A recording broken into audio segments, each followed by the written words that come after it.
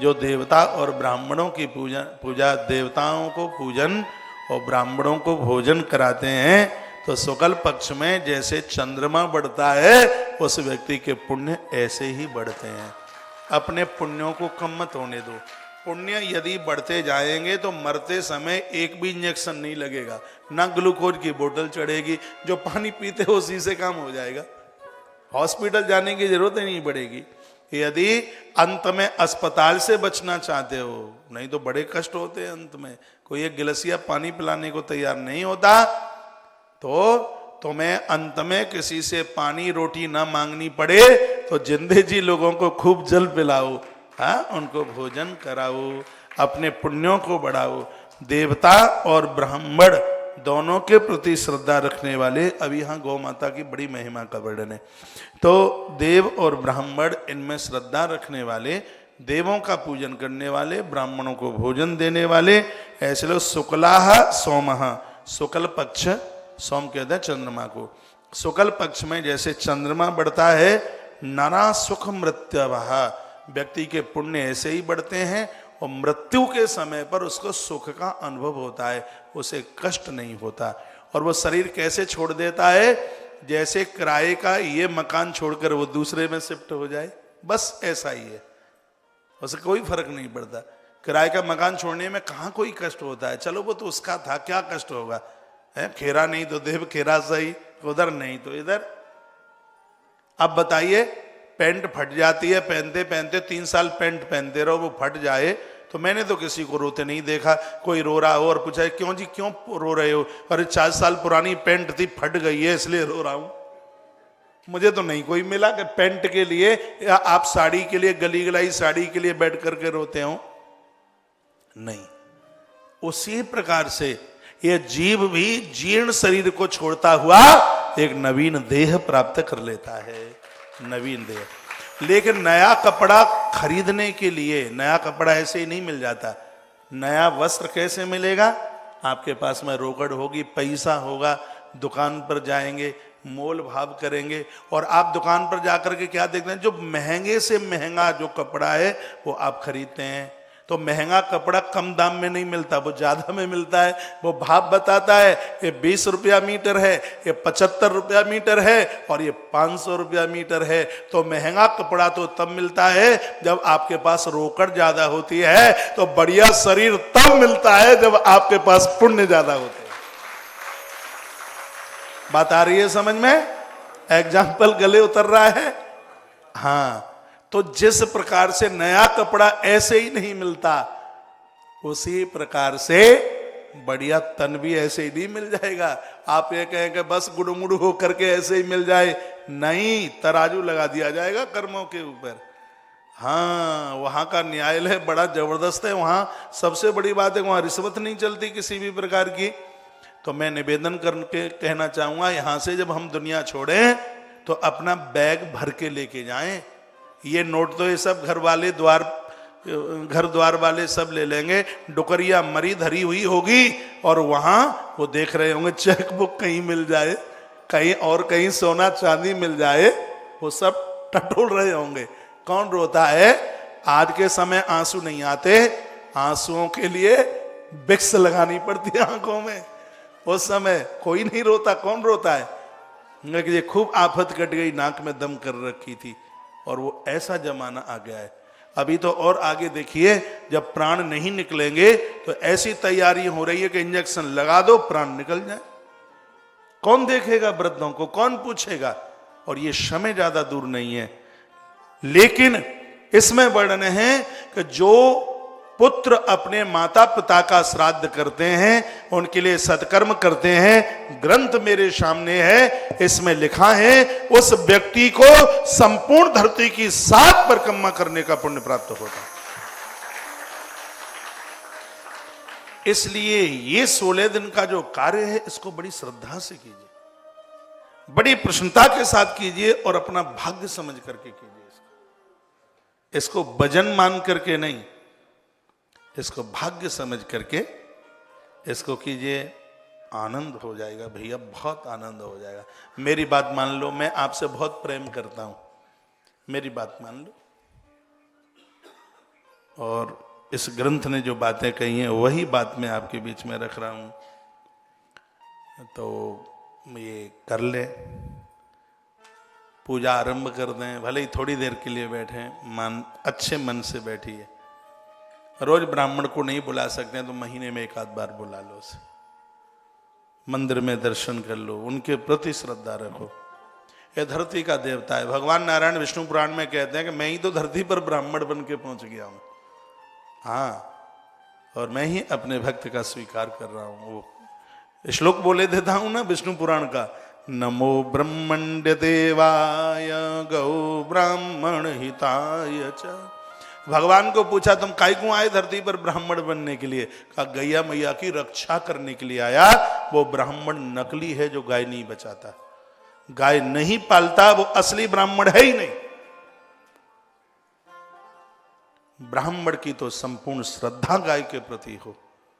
भगवान कहते हैं कि गौ रक्षा के लिए, इस सकल धरती के जीव के उद्धार के लिए धरती पर ब्राह्मण है, ये देवता है, और इसके शरण, इसके सानिध्य में रह करके जीवन में किसी भी प्रकार का संशय नहीं रहता। ओहो, बाबा तुलसी बड़े होशियार निकले इस मामले में। क्या बोले? बंदहु प्रथम महिषोर चरना,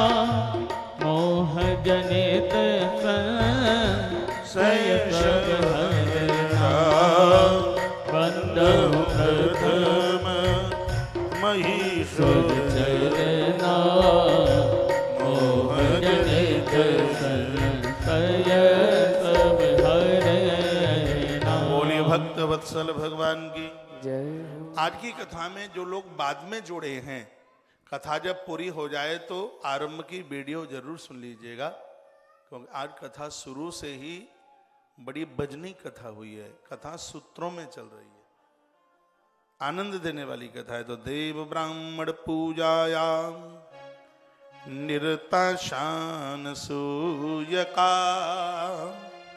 शुक्ला बदान्या हीमंत तेन रा सुख मृत्यवा। जो लोग बिना पूजन किए हुए रह नहीं सकते, ब्राह्मण के प्रति श्रद्धा रखकर पूर्वजों के निमित्त से भोजन, देखो आप जीवन भर ग्यारस करते रहिए, यदि एकादशी के विसर्जन में ब्राह्मण भोजन नहीं हुआ, कुछ भी नहीं है। कोई भी आप व्रत करते हैं उसके उद्यापन में ब्राह्मण को बुलाया जाता है। एक बात और सुन लो, इसी ग्रंथ की बात मैं करूंगा।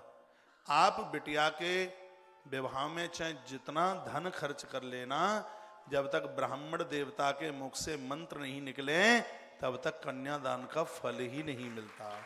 ये बात सुन लीजिए। अब कैसे मैं समझाऊं, आज क्या हो गया है, लोग बिल्कुल भाग रहे हैं, फार्म हाउस पर इतना धन खर्च कर देंगे, खाने पीने पर इतना खर्च कर देंगे, और ब्राह्मण ये कहे कि दक्षिणाम समर्पयामी, सो घरवाली को देख करके मुस्कुरा जाएगा। पता नहीं कि ब्राह्मण ने कितनी बड़ी जमीन मांग ली है तुमसे, मुस्कुराहट आ जाएगी दक्षिणा के नाम पर। गड्डी देखेंगे सबसे सड़ी सड़ाई, फटी फटाई, टैप 6 जगह से लगा हो, वो निकालकर पंडित जी महाराज को दे दो। लेकिन धन्य है पंडित जी महाराज, इतने पर भी तुम दोनों हाथ रख करके आशीर्वाद देते हो।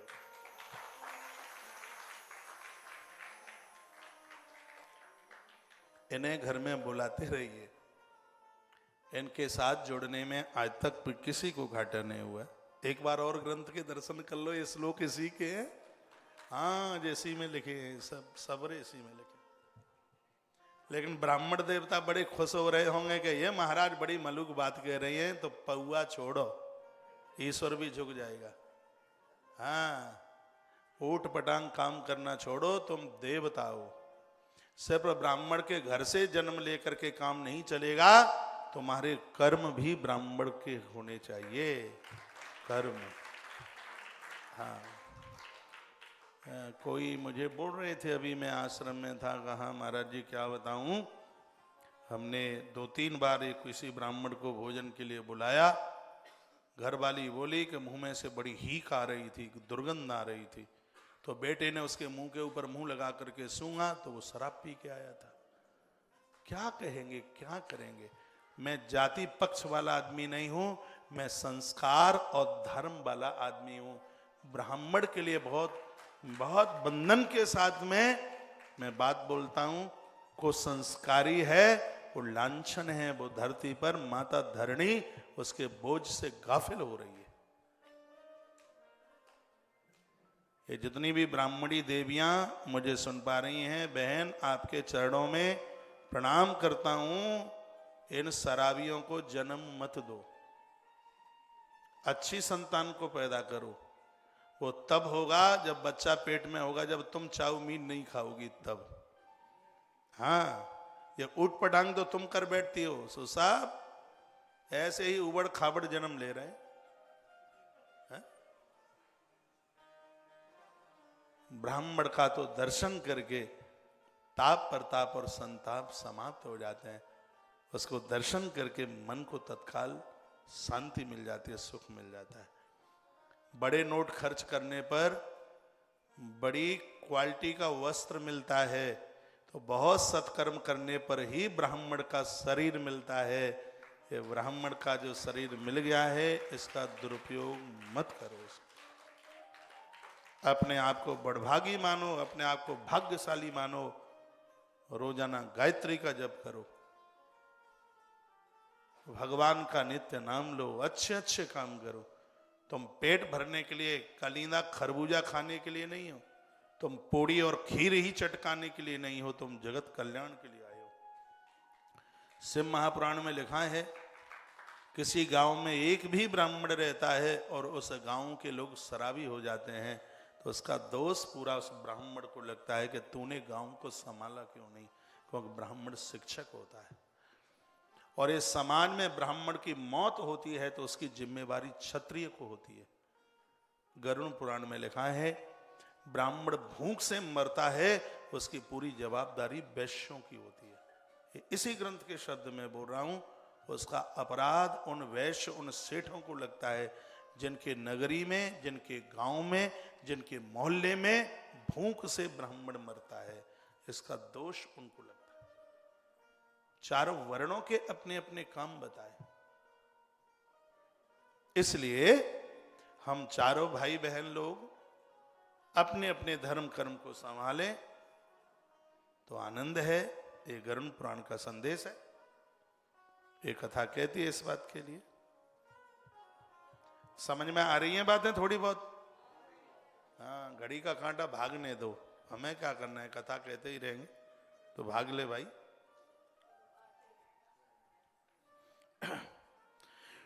वर्णन किया है कि जिन लोगों ने धर्म पुण्य सत्कर्म किया है उनके प्राण ऊपर से निकलते हैं।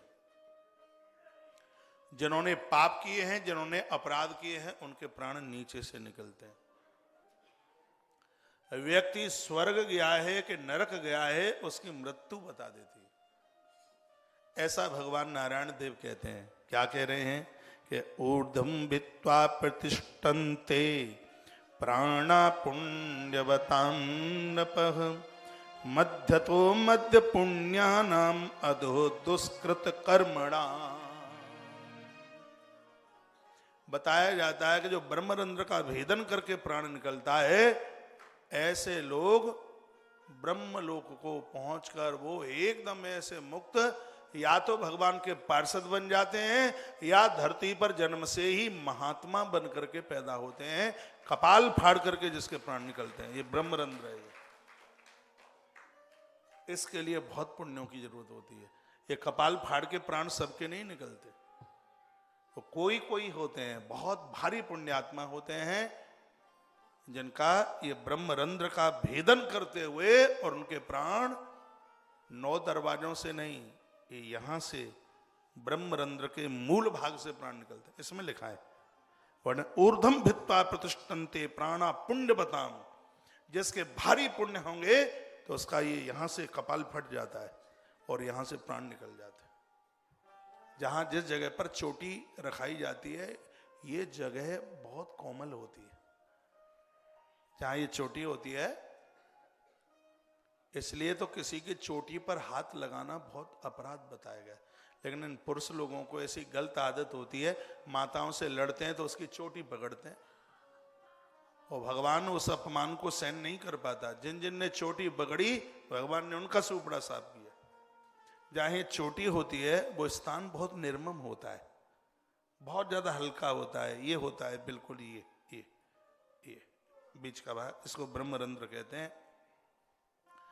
तो भगवान कहते हैं ऊर्ध्वम भित्वा प्रतिष्ठन्ते प्राणा पुण्यवताम, जिसके भारी पुण्य होते हैं ऊर्ध्वरेता, ऊर्ध्व माने ऊपर, उसके प्राण यहां ऊपर से निकल के चले जाते हैं उसके। फिर कहा मध्य तो मध्य पुण्यानाम, जिसके थोड़े बीच के पुण्य हैं उनके आंखों से प्राण निकलते हैं, नाक से निकलते हैं और मुख से निकलते हैं प्राण। ऐसा व्यक्ति संभ्रांत परिवार में जन्म लेता है, आके अच्छे कुल खानदान में आके जन्म लेता है, जिसके आंखों से प्राण निकले हैं, नाक से निकले हैं या मुख से निकले। समझ में आ रही है बात? आगे चलूं फिर? धन्यवाद। तो वर्णन किया गया कि मध्य तो मध्य पुण्यानाम, जिनके पुण्य मध्य में है, बीच में, ना ज्यादा है ना कम है, बीच वाले हैं, ना सप्लीमेंट्री है ना डिक्टेशन है, वो 60-61 पे ही रह गए हैं बस, वो बीच वाले हैं। तो उनके मध्यम पुण्य हैं उनके, तो वो संभ्रांत अच्छे परिवार में आके वो जन्म ले लेते हैं। फिर कहते हैं हमारा बाप तो बहुत गरीब है, हमने तो ऐसे घर में, हमने तो एक शराबी के घर में जन्म ले लिया, पापा जुआरी है, बहुत ज़्यादा घर में बड़ा ज़्यादा कष्ट है, हमें पति ठीक नहीं मिला, बहुत ज़्यादा दिक्कत, बहुत परेशानी है।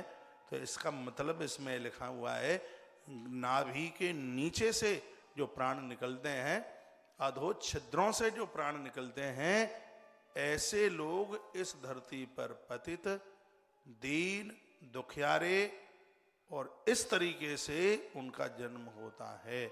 अच्छा आदमी नहीं मिलता, अच्छा घर नहीं मिलता, अच्छा परिवार नहीं मिलता, अच्छे माई बाप नहीं मिलते, संभ्रांतता नहीं मिलती।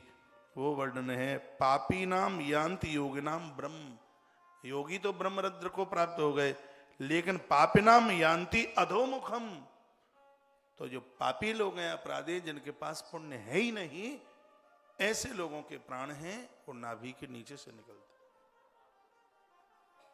उन्हें बड़ा कष्ट होता है, उन्हें बड़ी दिक्कत होती है। तो अब तक जो हुआ सो हुआ, परमात्मा बड़ा भुलक्कड़ है, आज से अपने आप को चेंज कर दो, बदल दो और अपना पुण्यों का कोष बढ़ाओ। मैं एक बात का आग्रह पूर्वक निवेदन करूंगा, यदि आपको भोर में बिस्तर छोड़ने में कोई भी दिक्कत ना हो तो तुम्हारा सत्कर्म अनंत गुना बढ़ेगा। बिस्तर आप भोर में जल्दी छोड़ दें। स्नान भी सूर्य उदित होने से पहले, भले 1 मिनट पहले स्नान करें। इसी गरुड़ पुराण में लिखा हुआ है उस व्यक्ति को पाप छू नहीं पाते जो हमेशा सूर्य उदित होने से पहले स्नान करते हैं। अभी मैं 1-2 श्लोक भी बोलूंगा उसके लिए। भले आप थोड़ी देर के लिए देवालय में बैठें, भगवान के मंदिर में बैठें, जप करें, जप में श्रद्धा रखें, ये बहुत ज्यादा जरूरी है, इससे पुण्य बढ़ेंगे।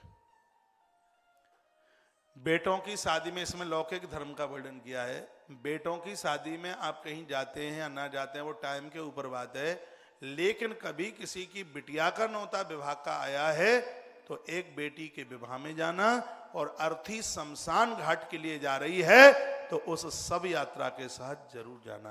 ये दोनों बातें ग्रंथ में लिखी। पुरुषों के लिए सब यात्रा के संग मरघट जाने की तक की बात कही है, देवियों के लिए दरवाजे तक की बात कही है। आगे मैं निवेदन करूंगा, मरघट से जो लोग शमशान से चल करके आते हैं उससे पहले घर की स्त्रियां स्नान कर लें और उसके बाद में फिर पुरुष लोग स्नान करें। स्नान के बाद क्या करना है ये सब आज की कथा में आप सुनेंगे। इसलिए क्या हुआ है भाई, बंद कर दे, बंद कर दे। ये बातें आज आप सुनेंगे।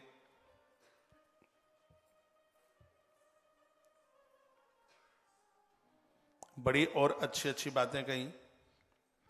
ऊर्ध्वं तु शतछिद्राणाम अष्टम बदनम तथा एते प्राणा विनिर्यान्ति पर्यायसहि शुभ कर्मणः। शरीर के 9 छिद्र हैं, ये आप सबको पता है। तो उनमें से कुछ ऊर्ध्वमुख हैं, कुछ अधोमुख हैं।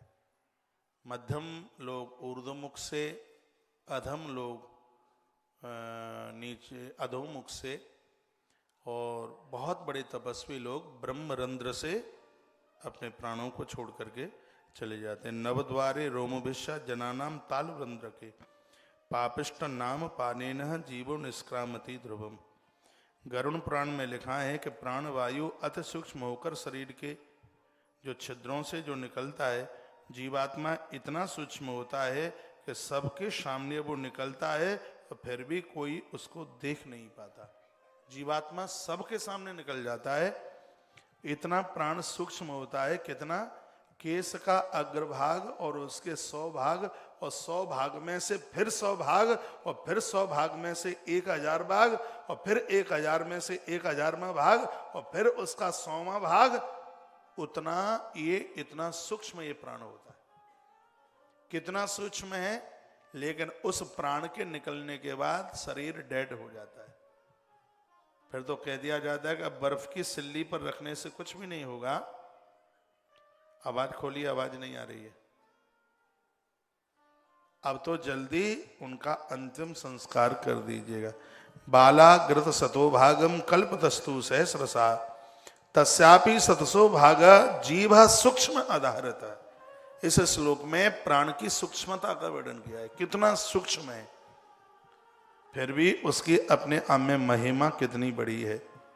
पंच तन्मात्र सहित समनो बुद्धियाकृति पुण्य पाप मयि पाशई बद्धो जीवस्य नैद्बपु। जीवात्मा 5 भौतिक शरीर से जब बाहर निकलता है तो तब भी उसकी जो सूक्ष्म आकृति होती है वह 5 तन्मात्राओं एवं मन बुद्धि और अहंकार अपने पुण्य कर्मों के अनुसार पाप कर्मों के पास बंधनों से युक्त वह रहता हुआ। यदि उसने शुभ कर्म किए हैं तो प्राण निकलने में कोई दिक्कत नहीं होती, और इसमें लिखा है अशुभ कर्म किए हैं तो प्राण आराम से नहीं निकलते, घुराए थे, कंठ रुक जाता है। इसमें ऐसा लिखा है, आपने यदि किसी को प्राण निकलते देखा हो, मैंने तो देखा नहीं है, मैं तो गरुड़ पुराण की बात कह रहा हूं। जब प्राण निकलते हैं तो जीव टूट जाती है। जीव टूटने का मतलब ऐसा नहीं है कि 2 टुकड़े हो जाते हो, यानी उसके मुख से जिह्वा से आवाज निकलती नहीं, निकलती हुई तो गुर्र गुर्र गुर्र ऐसे कुछ बोलता है, ऐसी ध्वनि निकलती है उसके मुंह से। इसमें लिखा है आंखों पर जाला छा जाता है, आंखें एक सफेद तरह की हो जाती हैं, आंखें झिल्ली से दिखाई देती है, उसकी आंखों की रोशनी खत्म हो जाती है। इसमें वर्णन है कि मुख के इस भाग से लार टपकती हुई नीचे आती है। जिस समय प्राण निकलते हैं तो इसमें कुछ बातें बताई जा रही हैं। प्राण निकलते समय एक लार टपकती हुई यहां से, और इसमें लिखा हुआ है कि जैसे ही प्राण निकलते हैं तो उसकी गर्दन किसी भी स्थिति में हो, जिस समय प्राण निकलते हैं एक बार के लिए गर्दन को झटका जरूर लगता है, गर्दन ऐसे हो जाएगी, चाहे इधर हो चाहे इधर हो, उसकी गर्दन के ऊपर। देखो इधर कोई मोबाइल पर बहुत बात कर रहे हैं, आपसे प्रार्थना है इस समय मेरा ही मोबाइल चालू रहने दीजिए, आप अपने मोबाइल बंद कर लें। आपका मोबाइल ज़्यादा चलेगा तो फिर मेरा मोबाइल बंद हो जाएगा। अब आप देख लें कि आपका मोबाइल चालू जरूरी होना चाहिए कि मेरा मोबाइल जरूरी होना चाहिए चालू। वो बहुत देर से बात हो रही है फोन पे, उसको बंद कर लें। बोलिए भक्तवत्सल भगवान की जय हो। श्री हनुमान जी महाराज की जय हो। जय जय श्री राधे जय जय श्री जय राधे जय। श्री राधे। जीवात्मा के द्वारा अपने पाप कर्म के अनुसार यातना को भोगने के लिए ग्रहण किए गए इस सूक्ष्म शरीर को यमदूत यम के दरवाजे पर लेके जाते हैं। स्थूल शरीर तो यहाँ पड़ा रह जाता है, कारण शरीर अगला जन्म लेता है, सूक्ष्म शरीर नरक और स्वर्ग का उपभोग करता है। शरीर तीन है, कारण, सूक्ष्म और स्थूल। वो स्थूल शरीर है जिसको शमशान में जलाया गया है, सूक्ष्म शरीर निकल करके जाता है और वह उसके कर्मों के अनुसार जीवात्मा के द्वारा अपने पाप कर्मों के अनुसार ही उसको यातना भोगनी पड़ती है। उसने शुभ कर्म किए हैं तो उसको कोई कष्ट आता ही नहीं है। उसके लिए तो भगवान के पार्षद आते हैं और आते ही सबसे पहले उसके गले में माला डालते हैं, फिर हाथ जोड़ते हैं और बड़े सम्मान के साथ लेके जाते हैं। जो एकादशी का व्रत करते हैं, इस ग्रंथ में वर्णन है, जिसने एकादशी का व्रत किया है, कन्यादान हाथों से किया है, शुभ कर्म किए हैं, ऐसे लोगों को लेने के लिए नारायण कहते हैं, गरुण मैं तुमको भेजता हूं धरती पर। भगवान बोले, चाहे वो स्त्री हो चाहे पुरुष हो, कोई भी हो, भगवान नारायण कहते हैं कि उनको लेने के लिए मृत्यु लोक में मैं तुमको भेजता हूं। और जब तुम उनको लेकर के आते हो तो मैं अपना स्थान छोड़कर आगे बढ़ता हूं और उस जीव को मैं अपने कंठ से लगा लेता हूं। मैं उसका धन्यवाद करता हूं कि तूने मृत्यु लोक में जाके मुझे लज्जित नहीं होने दिया। तेरी वजह से मेरी पत्नी कष्ट में नहीं आई, भगवान बोलते हैं। भगवान कहते हैं, गरुण उस जीव का मैं उद्धार, उसको इतना स्नेह करता हूं, मैं उसे कहता हूं कि तूने मेरी गृहिणी को कष्ट में नहीं आने दिया। भगवान की गृहिणी धरती है। भगवान कहते हैं कि तूने धरती को दुख नहीं दिया किसी भी प्रकार का। वो बहुत लंबे समय तक मेरा पार्षद बनकर मेरे पास रहता है। भगवान बोले, फिर वह मेरी ही कृपा से मृत्यु लोक में उसके द्वारा मैं कुछ शुभ कर्म कराने के लिए उसको फिर मैं मृत्यु लोक में द्वारा भेज देता हूं। लंबे समय के लिए गरुण वह मेरे पास ऐसे रहता है जैसे तुम मेरे पास रह रहे हो। भगवान बोले, एक एक शब्द बड़ा अद्भुत है। आज की कथा इतनी बजनीक है।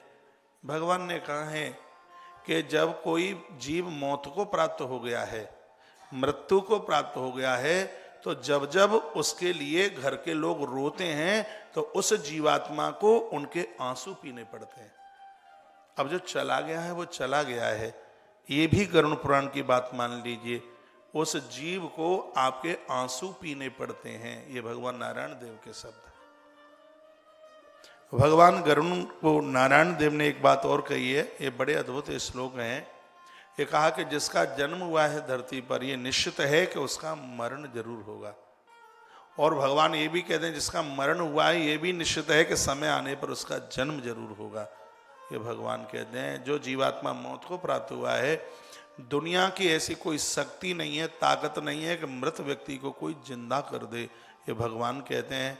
तो जब ये सब जीव को पता है तो फिर वो क्यों रोता है? भगवान ने ये और कहा कि जो आंसू बहाता है वो रोता है, तो उसका जो जीव है, जो उससे जो बिछुड़ा है, वह जीवात्मा उसकी कफ और लार और आंसुओं को, इनको पीता है। बोलिए भक्त वत्सल भगवान की जय हो। श्री हनुमान जी महाराज की जय हो।